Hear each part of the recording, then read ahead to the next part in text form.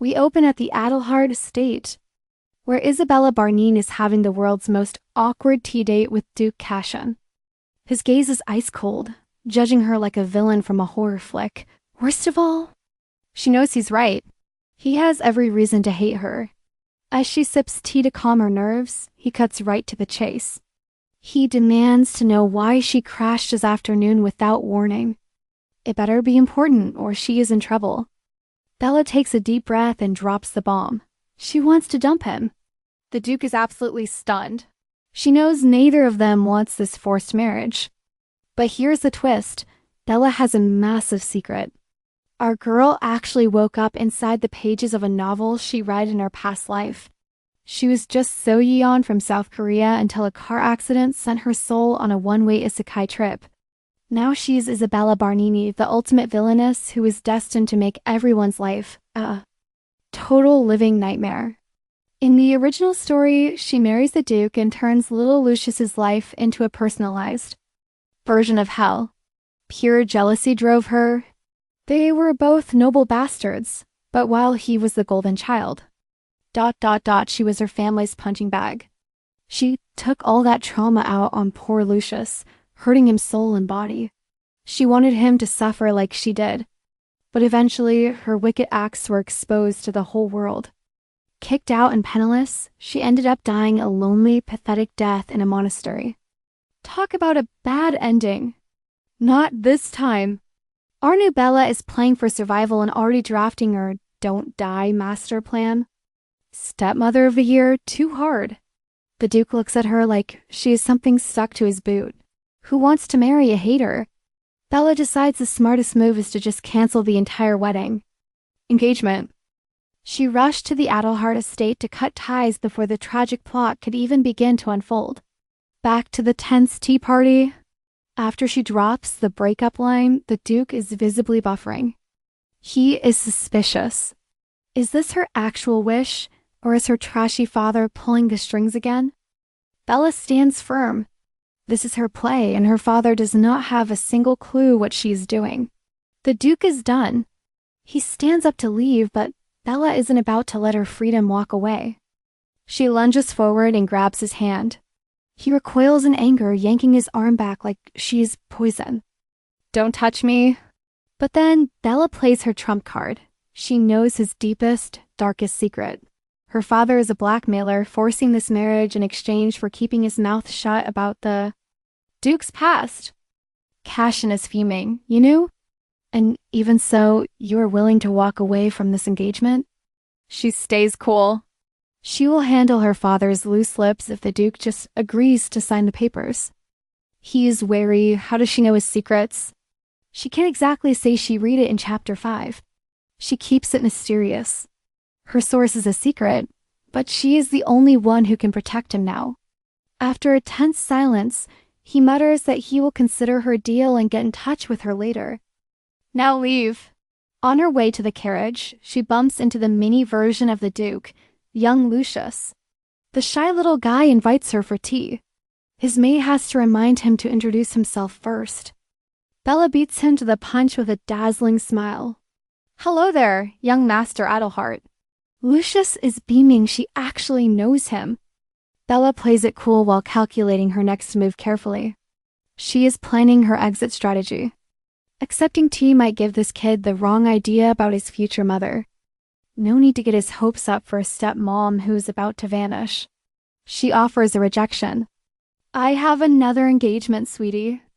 Poor Lucius looks like a kicked puppy, totally embarrassed by her polite refusal. He starts apologizing, but Bella stops him. She's being sweet, but she has to leave and fast. She makes her escape. She remembers Lucius from the novel as a cold-hearted and terrifyingly calculating monster. A chip off the old block, ready to crush enemies. But the child she just met today? He is currently just a soft, gentle cinnamon roll. However, the novel tells a much darker childhood story. He was a lonely pawn in a game of greed. When the Duke named him heir, society exploded. Nobles wanted a legitimate heir. Choosing a commoner bastard? To them, that was pure high society insanity. Cassian didn't care. He shielded Lucius and made it clear that his word was the absolute law. He threatened to punish anyone who opposed him. But that iron-fisted protection just piled more pressure on Lucius. All eyes were on Lucius as the kingdom's noble ladies gossiped about his mysterious mother. They labeled her a slum-dwelling peasant since the Duke kept her hidden away. How cruel! The ladies joked about dumping the poor boy in a distant monastery after they married the Duke. Little Lucius lived in the heart of that toxic storm, feeling every bit of their malice. He yearned for a mother's love while Bella returned to the Count's wretched estate. She was still worrying if Lucius was crying because she turned down his invitation. If only I were someone else, I'd cherish him, she sighed, quickly scolding her own heart. Focus, Bella. Ending this engagement is the only way to a better life. Upon entering, a blonde jerk appeared. Her annoying younger brother, Duke Barnine, was finally home. Derek's ego flared when Bella ignored him, demanding to know where she'd been lurking. She kept walking, thinking how the original Isabella was just a victim in a villain's skin. Her mother was a maid whose rare beauty unfortunately caught the Count's trashy attention. Isabella was born and her terrified mother fled to protect her from the Count's shadow. But illness struck, and the dying mother was forced to beg the Count for help. Instead of mercy, the Count sent an assassin to erase his secret mistake forever. But Isabella's beauty was a gold mine. He realized he could sell her off for a fortune. He tricked the poor girl, promising a doctor if she played her role like a puppet. To save her mother, Isabella lived like a sinner while Derek used her as a target. Derek projected all his hatred for the Count onto Isabella, making her life a living hell. Snap! Derek grabbed her arm, fuming that his favorite punching bag was actually ignoring him. She tried to shake him off, exhausted and done with his pathetic temper tantrums. He squeezed tighter, convinced her engagement to Duke Adelhart had made her dangerously arrogant. Nothing has changed, he barked. Bella just smirked, ready to drop a truth bomb. Actually, as a future duchess, you'll soon be bowing to me, little brother. Blinded by rage, Derek shoved Bella hard, sending her tumbling down the stairs. Bella woke the next day in a daze, only remembering the cold feeling of falling. Her maid hovered anxiously as Bella groaned, feeling like she'd been through a blender. I feel like a sack of broken bricks, she complained, her body throbbing in protest. That's because Master Derek threw you downstairs, Annie cried, handing over some heavy painkillers. She also brought a letter bearing the prestigious Adelhart seal. The tension was palpable. Bella's heart skipped. Is the Duke finally calling off the engagement? Please say yes. Plot twist. It's from Lucius, who used his tutor's lessons to write like a proper gentleman. A formal invitation for afternoon tea. This kid is officially too precious for this world. Suddenly, Bella's eyes flooded with tears. She knew the sting of rejection all too well. In her past life, a stepmother's love was a beautiful dream that turned into a nightmare. She only wanted a happy family, but she eventually heard the devastating truth. Her stepmother wanted her shipped to boarding school the moment the new baby arrived. Those tears were for the little boy who just wanted to be loved just like her. Bella penned a quick, warm reply, telling her maid to deliver it at lightning speed. She collapsed in her chair, plotting how to ruin Derek before she leaves this house. Even without Cassian, her trashy family will just find a new buyer for her hand. She needs massive stacks of gold and intel if she's going to survive this game. Wrapped in a discreet cloak, she vanished into the shadows toward the Information Guild. Meanwhile, Lucius was vibrating with pure joy as he received Lady Barnine's response. Prior commitments? The rejection hit the poor little guy like a physical blow. Ouch! Heartbroken by the cold shoulder, Lucius pouts, asking his maid, "Does Lady Barnine hate me?"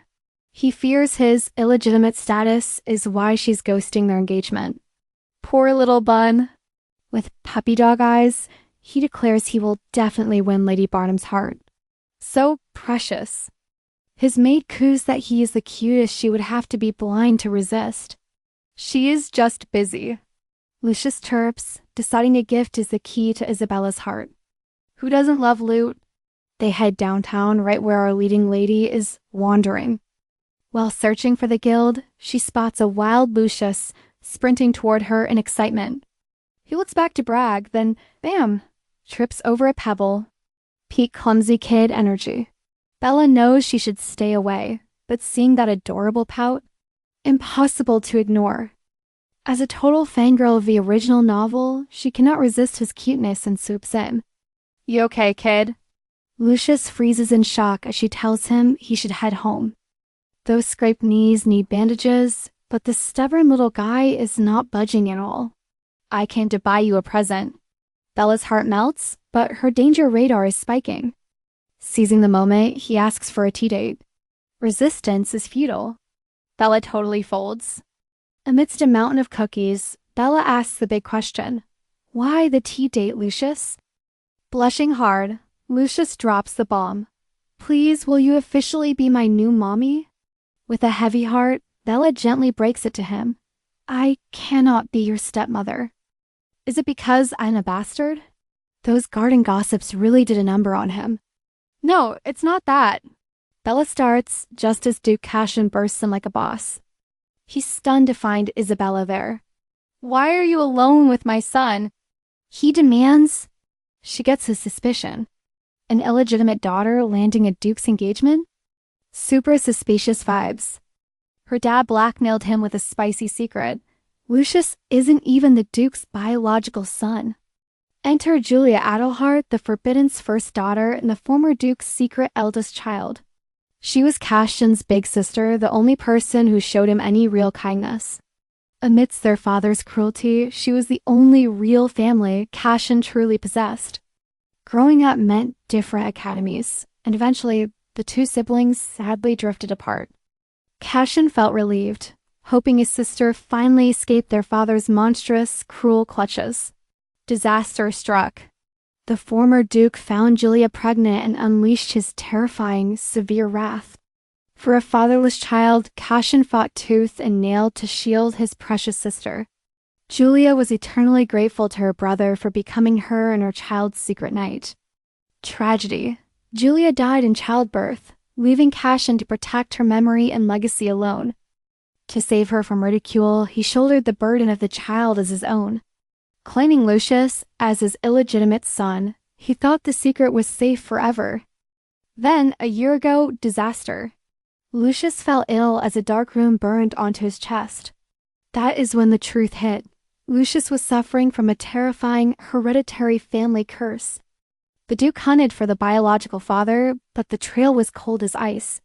Suddenly, Count Barnine waltzes in, claiming he knows the truth about the child's parents. Cassian played it cool, calling the Count's claims nothing but absolute, complete nonsense.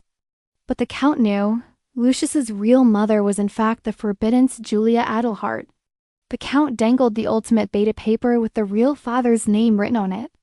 Marry Isabella and this secret stays buried forever, the Count blackmailed with a smirk. Snapping back to reality, Isabella realizes Cassian has every right to be totally grumpy. After all, she used her own inside info to push the Duke into this mess. It's not her fault, Lucius cries. I'm the one who begged for this tea date. Ignoring him, Cassian orders Lucius to his room. He hesitates, but Isabella offers a reassuring nod. With the wingman out of the way, Isabella faces the music. Duke Cassian immediately begins his interrogation. He demands to know why her visit was kept secret. She claims a random city encounter led to tea. After their little date, she offers a polite apology. It seems the Duke's ego is slightly bruised. He suddenly spots dark bruises on her delicate wrist. In a heartbeat, his hand snaps around hers. Wait, he commands with blazing eyes. He demands to know if Count Barnine was the one who hurt her. Flustered, she insists it is a misunderstanding. They are practically strangers now that the engagement is finally ending. She tells him to stop worrying about a future stranger. But Duke Cassian is not having any of it. He declares that he never consented to their split. His protective worry is now as clear as day. He reminds her she is still his fiancée. That gives him every right to protect her from harm. Stuck in her reader logic, our girl is not buying his concern. She thinks it is all an act. She tells him to let go, blaming the stairs for her bruises. A classic and totally unconvincing lie. She claims it is fine, but Cassian knows she's lying. He reluctantly releases her hand at last. He sends her home but fumes with silent rage. He immediately summons his loyal assistant, Logan. Find out how her family treats her, he barks. Those bruises smell like domestic abuse and secrets. He suspects she is suffering in silence. Meanwhile, Isabella is busy plotting a very secret detour. She asks for a stop on Courtney Street. The driver refuses, citing the Duke's very strict orders. Isabella activates her ultimate weapon, puppy dog eyes. She begs him for a quick city errand. She pinky promises to keep his secret. Finally, the driver relents, dropping her at a shady location. She finds the sketchy pub serving as a front. She approaches the bar and delivers the secret knock. Knock, knock. She orders a specific absinthe cocktail. It sounds normal, but it is a hidden signal. This specific order is the key to the Zero Guild, the city's most elite and dangerous information network. The bartender gives her a knowing look. She nods confidently, locking in her dangerous request. Her future knowledge comes in handy once again. She knows Lucius uses this path 13 years later. In the original story, a betrayed Lucius dug up the Duke's dark secrets at this very spot. He eventually befriended the Master of Shadows. Thanks to that spoiler, Isabella knows exactly where to go. She knows how to get in and who to trust. But in this world, trust is expensive. Information is the only gold that matters here. Luckily, her brain is a literal cheat sheet for destiny. She has secrets so delicious that Samuel cannot resist. She's ushered into a dark back room.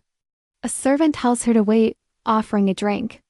Suddenly, she notices something very peculiar about him. A rare, expensive fragrance clings to the man. It is Raquera, the scent of a hidden master. She catches his wrist with a smirk. Why wait? The man I'm looking for is right here. Hello, Samuel, King of Information. The guild leader is stunned by her immediate and sharp recognition. She reveals his secret sister and her sickly health. He uses that herb to comfort her daily. That expensive scent is his literal calling card. But that is not the only trick she spotted. That magical ring on his finger is a classic illusion tool. Samuel finally decides to drop the act.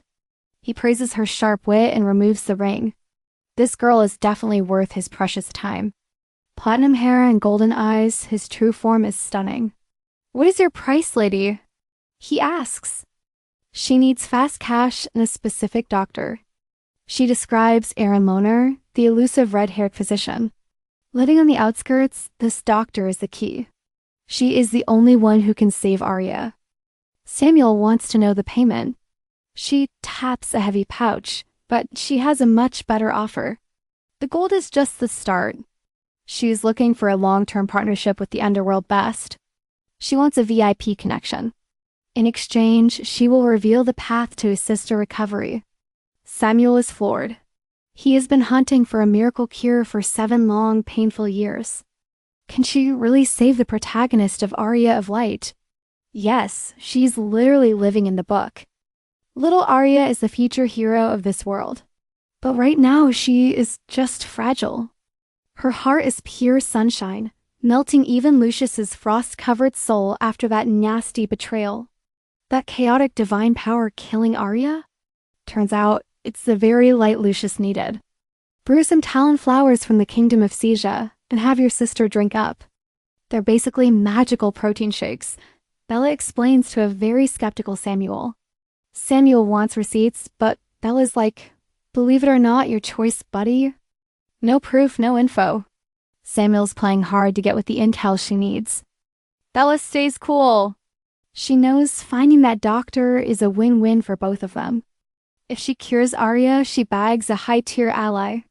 Talk about a legendary support move. Samuel's in. He asks if our girl wants anything else. Isabella just gives a mysterious smile. Her secret wish stays hidden as she sneaks back to the Barnine mansion. Stealth 100. Safe and sound. A maid pops in to say dinner is ready to be served. Enter the lion's den. The count, the countess, and the two lovely brothers. Yikes. Tonight, the count's eyes are sharper than a guillotine. Bella definitely notices the vibe shift.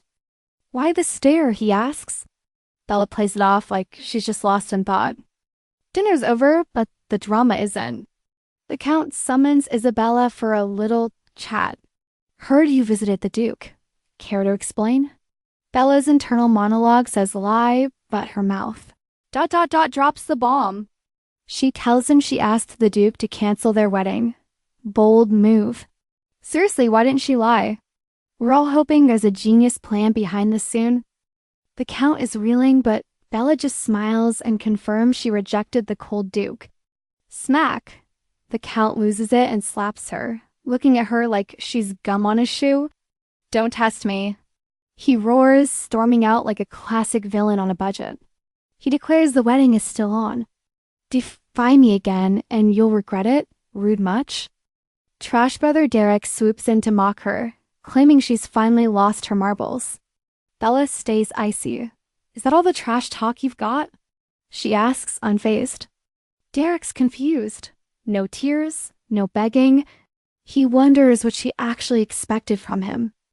Maybe an apology for shoving me down the stairs? Bella reminds him of his crimes. Derek laughs it off, telling her to go back to being the invisible, quiet sister. Zero regrets, Derek snaps. He wouldn't apologize even if he were 6 feet under. Time for karma. Bella accidentally spills some glowing juice and bumps right into him. Oops, the shimmering liquid lands right on Derek's foot. Target acquired. Flashback time, that extra favor she asked Samuel for? It was a little something special. A potion that makes people slip downstairs without dying.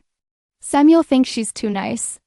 Bella's not a monster, but Derek definitely needs a lesson in gravity and manners. Samuel hands over the glowing blue vial. Back to the present, and it's showtime. Bella retreats to her room, dreaming of her grand escape from this toxic house. Meanwhile, over at the Duke's, Cassian's getting the tea on Bella's miserable home life. The report is grim. The Count's doting father act is a total sham. She's neglected. The Countess is even worse, locking her up and skipping her meals for days. Do they hit her? Cassian asks, his protective instincts starting to flare up. The assistant says no, but Cassian isn't buying it. He knows something is wrong. Those wrist marks didn't come from nowhere. He decides to crash the Barnine party personally. On the way, Cassian's overthinking. He's definitely going to demand answers about those bruises. But if she really is suffering, what's a cold Duke supposed to do about it? Our usually perfect Duke is a mess of indecision as he reaches the estate. Your Grace, please wait. The servants cry as Duke Cassian makes his grand entrance. My lady is feeling quite delicate today. Perhaps come back another year? Despite the butler's desperate stalling, Cassian isn't falling for it. He saw Isabella yesterday. She didn't develop a terminal illness overnight. Cassian stays firm, declaring he's not budging until he sees her. Meanwhile, in the sanctuary of her bedroom, Bella is busy admiring her new accessory, a giant purple bruise. Surprisingly, she looks totally thrilled with herself. Apparently, her nightmare brother Derek took a tumble down the stairs. She flops onto the bed with pure, petty joy, savoring the fact that Derek is officially out of her hair. Maybe this injury is actually a blessing. I'll use this bruise to rot in bed all day, she schemes. But her lazy Sunday is about to explode when a frantic pounding hits the door. Annoyed, she lets the intruder in. Her mate Annie rushes in, looking pale, gasping that a VIP guest has arrived. Isabella is baffled, since her social calendar was blissfully empty today. The guest? None other than Duke Adelhart? Isabella nearly chokes. Why is the big boss here? Is he here to dump me? She wonders. Panicked, she touches her swollen face. She can't let him see her looking like a punched tomato. She begs Annie to tell him she's dying. Annie scurries off, only to return looking like she's seen a ghost. "The Duke says he's coming in, whether you're sick or not." He's practically breaking down the door. He's currently camping out in the drawing room. Both girls sigh. This romantic comedy just turned into a thriller. Knowing there's no escape, Bella calls for a makeover. Annie tries her absolute hardest to hide the evidence. She layers on the foundation, but that bruise is stubborn. Annie's hands are shaking like a leaf. If the Duke sees this, heads will roll. Bella suddenly gets a bright idea and grabs a massive hat. With the hat tilted at a mysterious angle, Isabella heads down to face her fate. The butler tries to block her path, but Bella pushes past. "The Duke summoned me, didn't he?" "But the Countess is already in there with him," the butler whispers. Bella stops dead. "The Countess? Oh, this I've got to see." A mischievous smirk plays on her lips as she charges in. Bella bursts into the room just as the Countess is lying through her teeth about Bella's health.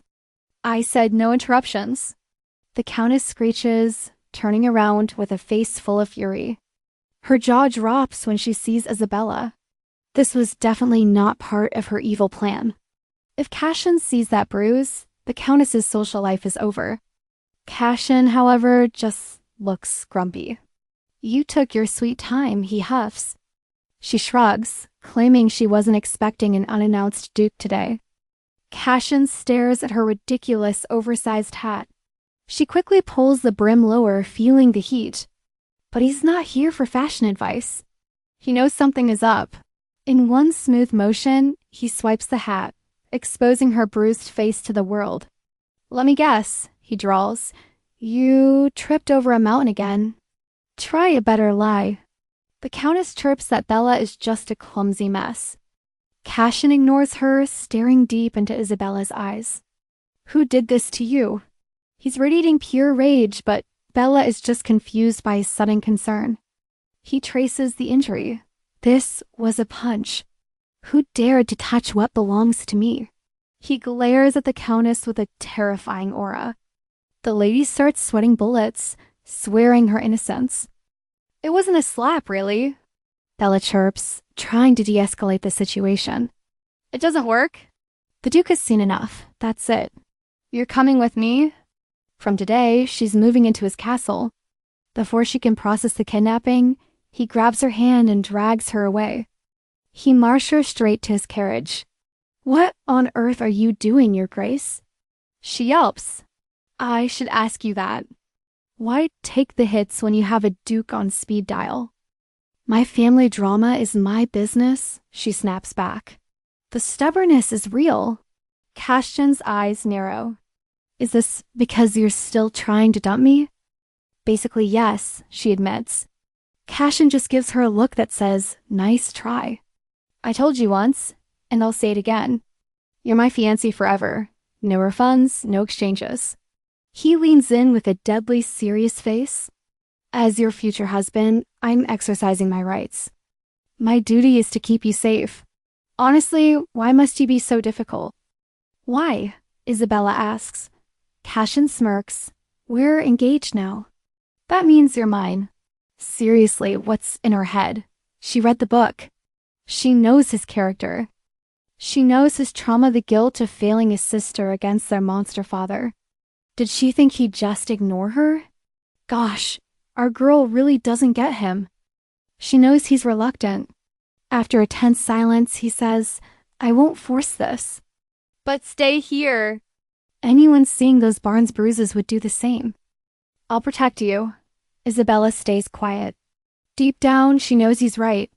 As his official fiancée, her options are his palace or that nightmare home.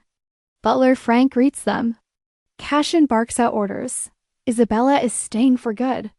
Frank leads her to a room so fancy, it's basically a palace wing.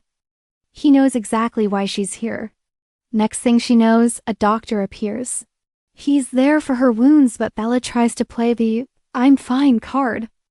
"Duke's orders," he says. Refusal means a very grumpy Duke.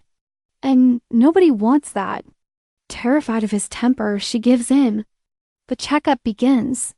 Seeing those nasty cuts, He asks if she's hiding any more pain. Tough as nails or just used to pain? She smiles and says she's fine. Alone at last, she realizes her master plan is officially in shambles. She can't just bolt she's clueless. Her original plan? Sell secrets to Samuel. Save cash, then dash. But now? Everything is totally up in the air. And poor Lucius. If she leaves, who'll find him a decent stepmom? He must be the heir. Ever since she spilled the truth to Cassian. ... about the boy's father, she's determined to break his curse. Scandalous, right? An unmarried lady living with a bachelor. Asterisk knock, knock. It's Lucius. He sees her bandage and his little heart just sinks. What happened? He asks. Bella just shrugs it off. He hesitates ... Then, with the cutest smile ever, he asks her for a garden stroll. She can't say no. They wander through the dreamy Adelhart gardens. Bella spots some clovers, but Lucius? The poor boy's never seen them. They're lucky herbs, she explains. Usually 3 leaves, but if you're lucky ... A 4-leaf one grants wishes. She's weaving a little magic for him. His eyes sparkle. Ever found one? Bella admits her luck's been ... 0. What would you wish for? He asks. Isabella stops, lost in thought. Before she can answer, a maid ruins the moment. Dinner is served. Time flies when I'm with you. Bella chirps, leading him back inside. Lucius lingers, though. His little eyes are glued to those clovers. At dinner, the tension is so thick you could slice it. Cassian notices her awkwardness. Not liking the food? He asks calmly. Just not hungry, she squeaks. Then Lucius asks, is she staying forever? For now, Cassian replies. That's enough of a green light for Lucius. Wishes really come true? He asks. Bella instantly regrets starting this. It's just a legend, she warns. No proof, no magic, just plants. Knowing his little brain is plotting, she tells him not to bother. Night falls with a massive storm. Isabella stares out her window. Through the rain, a small silhouette moves. Oh no. Is it the clover? Isabella's heart sinks as she realizes Lucius is out there in the downpour. She sprints into the garden, finding Lucius collapsed right by the clovers. Panicked, she cradles him, begging to know why he's out in the rain. Clovers don't grant wishes. She sobs. Lucius tries to whisper a weak reply. But I found one ... He smiles purely, clutching a tiny 4-leaf clover. Fast forward to the next morning, poor Lucius caught a nasty cold. The Duke and Isabella are worried, but the doctor orders simple rest. Cassian tells her to sleep, though Bella feels awful about Lucius's condition. Determined to stay, she sends the maid away to watch over him. Alone by his bedside, she watches him wake up calling for his nanny. She soothes him instantly. Dazed, Lucius begins searching the bedsheets for something. She hands him the clover. He beams through his fever, relieved it's safe. She scolds his recklessness, but he just hits her with a surprise attack. He picked that clover just for her, since she was looking for one. Please make your wish, my lady. Her heart absolutely melts into tears. Neither life offered her this kind of selfless, pure-hearted devotion. Lucius falls asleep, wishing for her happiness. My wish? What was it again? Was it family I wanted, or just the warmth of being truly loved? She brushes his hair, making a vow as the little guy drifts off. Determined to save them both, she marches straight into Cassian's office. Let's get married, she declares, demanding control over Lucius's father's affairs. She wants Count Barnine out of the picture regarding Lucius's biological father. Cassian is stunned. She admits this sudden change is all for little Lucius. What did he do? He asks. She just gives a mysterious, tender smile. That's our secret. She then demands a divorce once the task is done. It's strictly business for the boy's sake. Those are her only terms. 3 years. That's how long it'll take to heal Arya and save Lucius. Her mental math is cut short by Cassian's suddenly pained voice. Why do you hate me so much? She doesn't. She's just being practical. She wants a marriage of love. He asks where she go after them. I'll figure it out later. So, do we have a deal on divorce? He dodges the divorce question, but agrees to the rest of the deal. Satisfied, Bella insists on putting this fake marriage agreement in writing. Seriously, why do Manhwa leads always insist on these doomed paper trails? It always backfires, but Cassian agrees to document the contract anyway. He'll have his aide draft it, leaving the spicy details for later. She adds one condition. Cassian needs to actually pay attention to Lucius. Our cold Duke is offended. He thinks he's been a great dad. Bella points out that his love language is basically a foreign tongue. Your son is sick in bed while you're buried in paperwork. He claims the doctor said it was fine, so he just worked. Bella lays down the hard truth about how things look from outside. Lucius feels ignored, even if Cassian actually cares deep down inside. After all, he hasn't processed a single document since his son fell ill. He plays dumb, so Bella decides to give him some much-needed advice. Drop the paperwork and go hug your kid. Back in his lonely office, Cassian sighs, burying his fatigue in files while replaying that intense conversation. Isabella's fiery spirit and her devotion to Lucius pushed him to act on impulse. He signed it, but worry lingers. Where will she go? Back to those villains? Why is he so captivated? Is it a spell?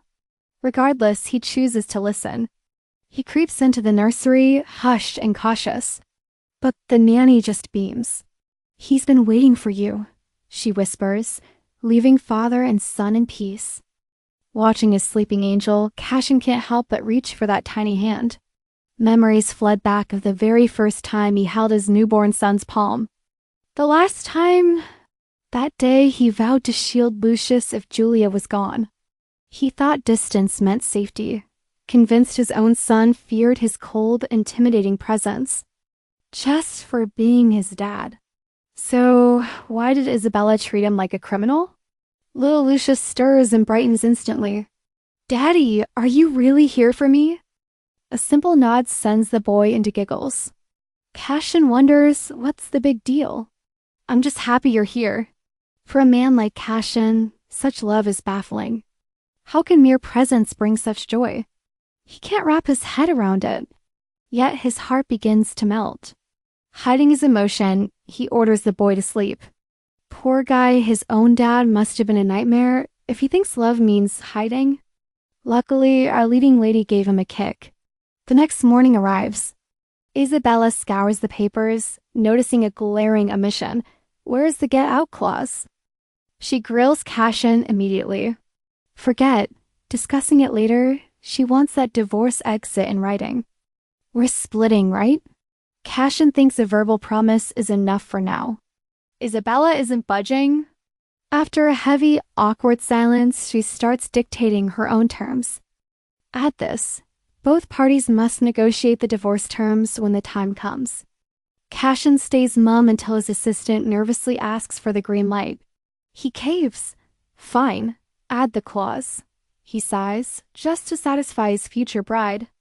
Victory. Next, Isabella demands her loyal maid, Annie, join her at the estate. Done deal.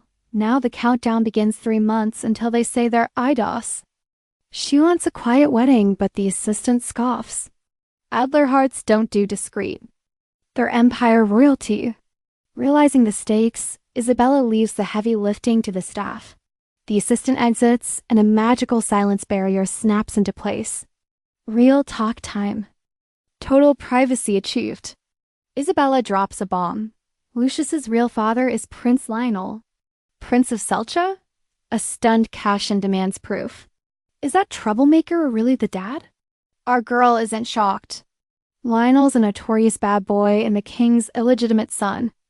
Like father, like son. He was a walking disaster, leaving chaos in his wake. Shipped to the Magic Academy by his fed-up dad, he crossed paths with Julia. He was a total sweetheart to her, but feared his status would ruin her. To protect her, he chose the path of shadows and kept their love secret. Only Count Bernard knew. And choosing that snake was his first big mistake. Worse yet, the dreaded Selcha family curse was already taking root in the boy.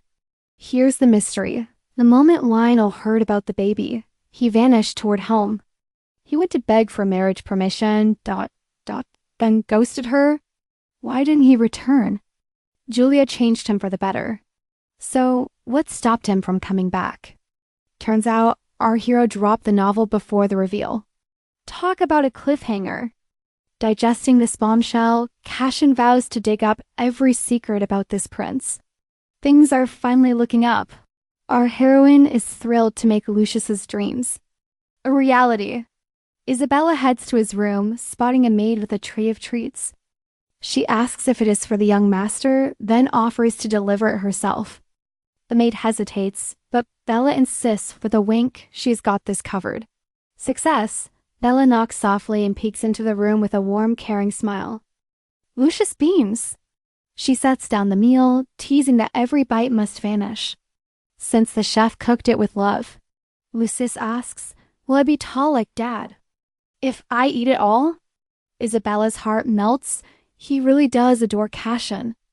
After lunch, the little guy grabs a book and starts flipping through pages until he finds a lucky 4-leaf clover. He offers the treasure to Isabella. Bella gently refuses, whispering that her own wishes have already come true. She tells Lucius to keep it and make a wish of his own instead. I wish you were my stepmom, but only if you want. Before he finishes, Isabella laughs. I would love to. Lucius is instantly overwhelmed by her answer. Happy tears pool in his eyes as he tries to be a brave boy. He vows to behave, and Isabella pulls the precious child into a hug. Just be yourself, she whispers. You deserve to be loved and truly happy. Still in shock, Lucius asks if she will really be happy as his mommy. With a radiant grin, Isabella promises that being with him is her joy. Meanwhile, Cassian is reeling from the news Lionel is Lucius's biological father. He recalls questioning Julia about the mystery man who broke her heart. Julia claimed he was simply fighting for his family's blessing to marry her. At the time, Cassian assumed she was just covering for a deadbeat. Who had rejected Duke's daughter? Did that jerk even know she was pregnant? Yet Julia defended him, insisting he knew and had returned home to ask. He had even picked names. Lucia for a girl or Lucius for a boy. She would smile so tenderly, certain her beloved would never leave her behind. She begged Cassian to protect her while her prince was away. It drove Cassian mad. Why trust a man who clearly vanished? Little did he know that man was a troubled prince of Scythia. Regardless, his betrayal was unforgivable. Snapping back to the present, Cassian orders his aide to dig up everything on Lionel and his ties. Investigate Count Barnine, too. The assistant bows, ready to obey. He notes a marriage letter is prepped for the Count per Isabella's request. Cassian then enters a study and tugs a hidden ribbon in a book, revealing a secret room. 7 years, he sighs, stepping into the dark. He unveils a portrait of his sister, the beautiful Julia Adelhart. He whispers to her image about a girl who reminds him of her. Someone who masks her scars. Every secret feels like losing Julia again. Why does her hurt haunt him? Why can't he forget her? He knows her family is toxic, yet she still beams so gently. Her spirit haunts him. Fast forward, life is suddenly much lighter. Isabella and Lucius are caught in an adorable game of hide and seek. Where are you? She calls, wandering through the grand halls. The rascal is hiding under a table, certain he's invisible. Mostly. Peeking under the table, she spots the adorable stowaway. She plays along perfectly. After some searching, she finds him. Lucius pouts like a tiny, defeated champion. Determined to win, he explores deeper into the mansion's mysterious, unexplored corridors. Inside a quiet room, a mysterious red ribbon peeks from an ancient book. One tug and clack, a secret door reveals a veiled masterpiece on an easel. He pulls the cloth and blushes. Who is this stunning lady in the painting?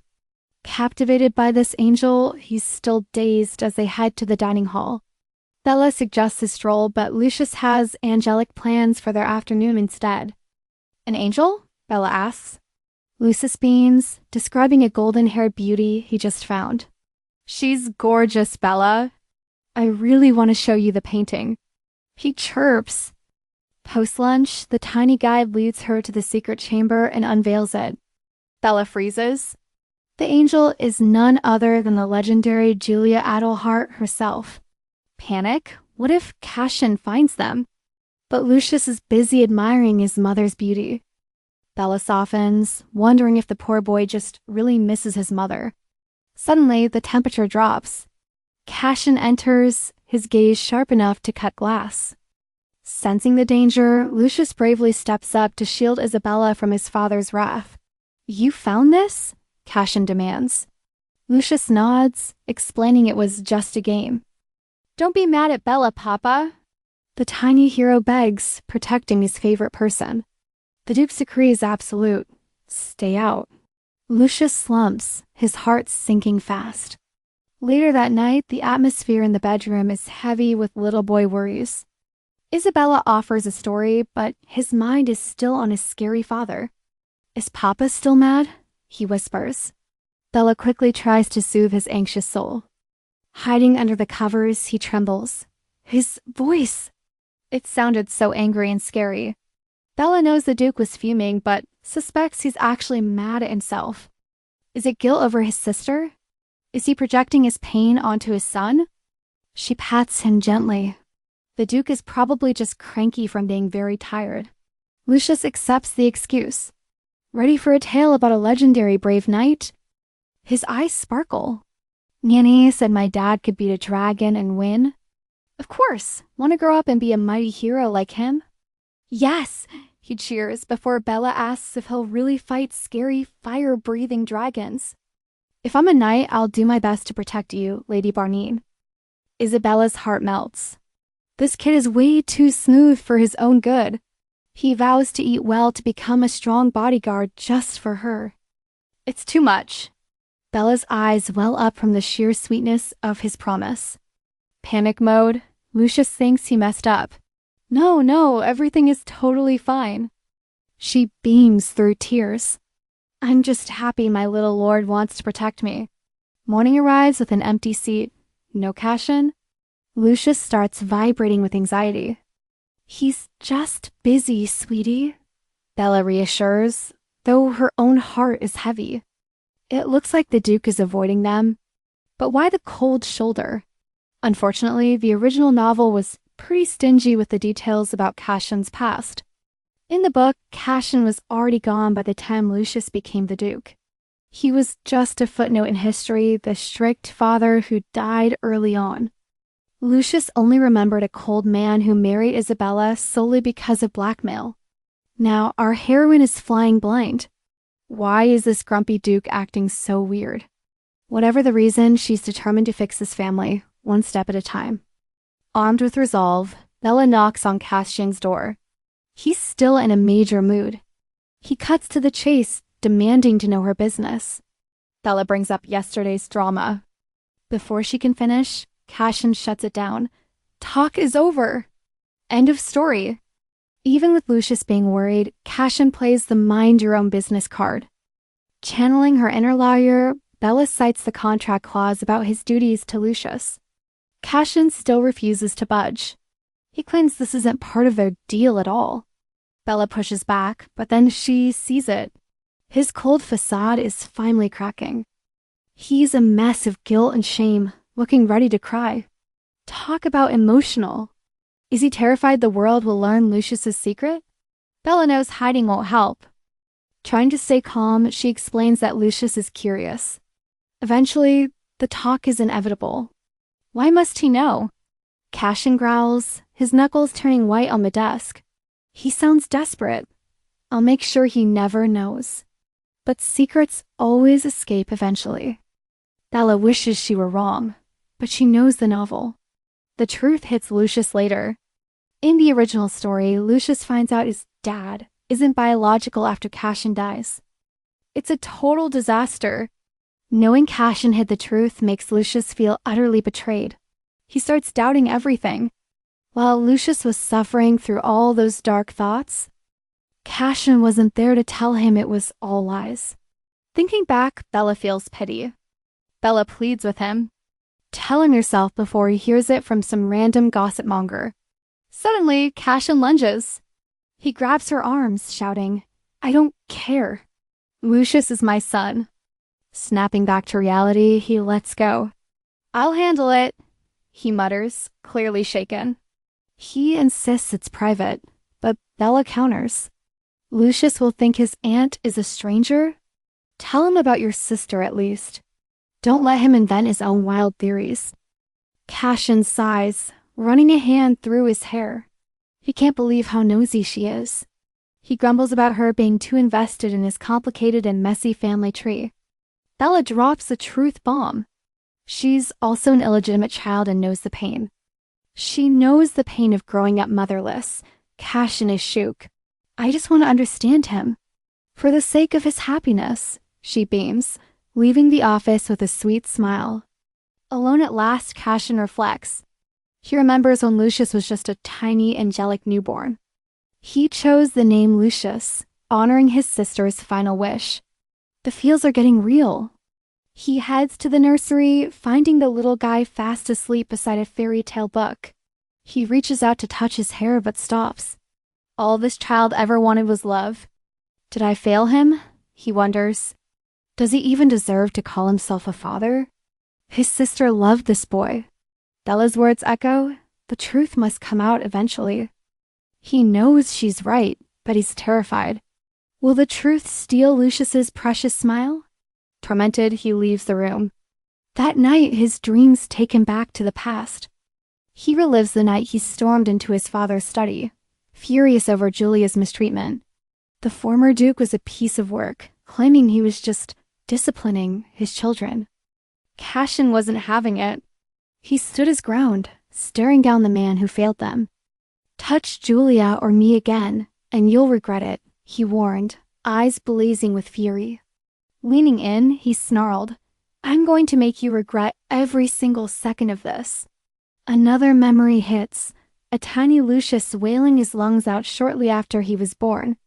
The nanny was stumped, but the baby wouldn't settle. Worried, Cassian stepped in to help. He took the infant into his arms. Miraculously, the crying stopped the second he held him. Little Lucius beamed with a warm smile. It happened on that very same magical day. Lucius officially got his name, and Cassian chose to be the father he never had. Defending his sister's honor and little Lucius, Cassian's defiance sent the Duke into a total rage. When Cassian revealed his plan, the Duke lunged, but our guy blocked that slap like a pro. With a piercing gaze, he dropped the bomb. "Lucius is my son and the heir." To the entire dukedom. Cassian wakes up realizing his life has revolved solely around that boy. So why is Isabella never satisfied?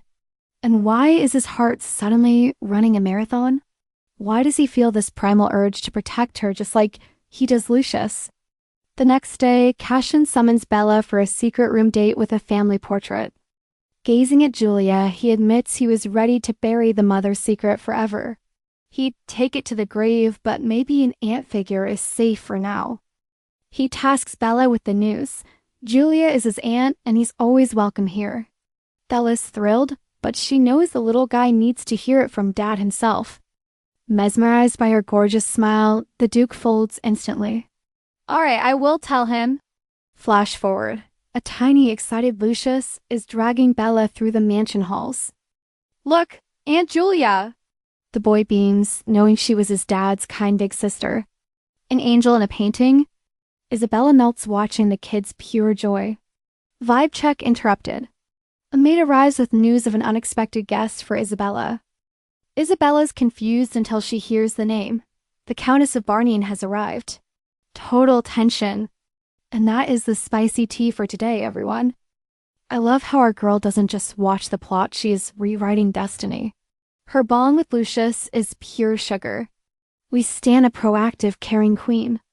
Since Cassian was a mystery in the novel, there is plenty of room for romance. I am dying for more. What is your take? Let's gossip in the comments. Need more drama? Like this video and subscribe to the squad. That way, you will never miss the next wild chapter on this channel. Stay tuned so you do not miss a single thing.